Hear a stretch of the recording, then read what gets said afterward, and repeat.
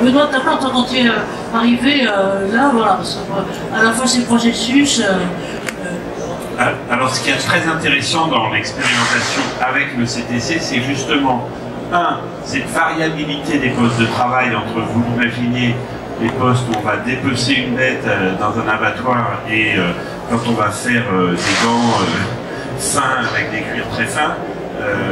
on ne parle pas du tout de la même chose. Donc une capacité à nous proposer, nous présenter, nous qui sommes distributeurs, intégrateurs de toute une gamme d'exosquelettes, des cas d'usage très différents.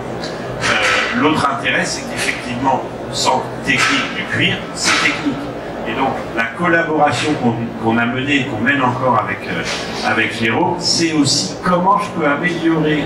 mes exosquelettes pour qu'ils soient mieux adaptés à deux choses. D'une part, au cas d'usage, au poste de travail, mais aussi à la diversité des pathologies ou des morphologies des opérateurs, comme tu le disais tout à l'heure,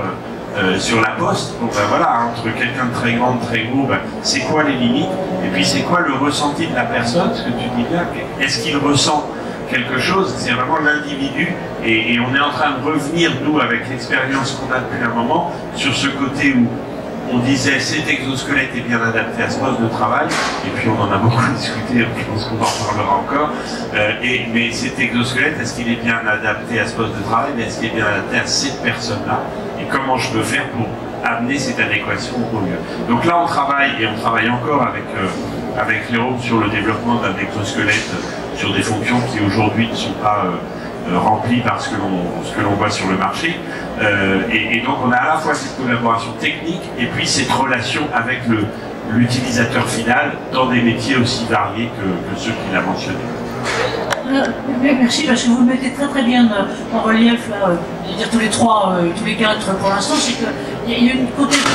continue de recherche-action en continu pour adapter les technologies, les choisir et les choisir de plus en plus en fonction des personnes et des personnes concrètes, physiques, avec leurs différences et autres. C'est ce qui m'a frappé, c'est quand j'ai commencé avec vous et grâce à toi, Lionel,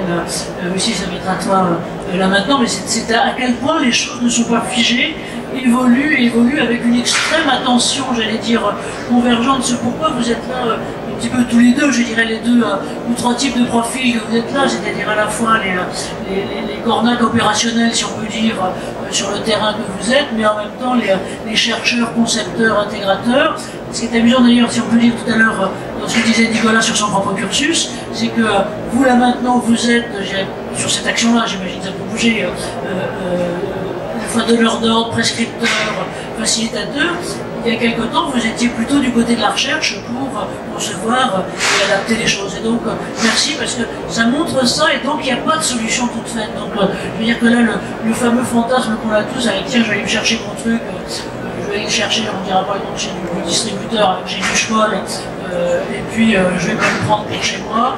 Hélas, d'ailleurs c'est beaucoup marrant, ça fonctionne pas comme ça. Donc, deux exemples différents, une grosse structure avec une démarche très structurée, mais en même temps des métiers et des personnes extrêmement différenciées,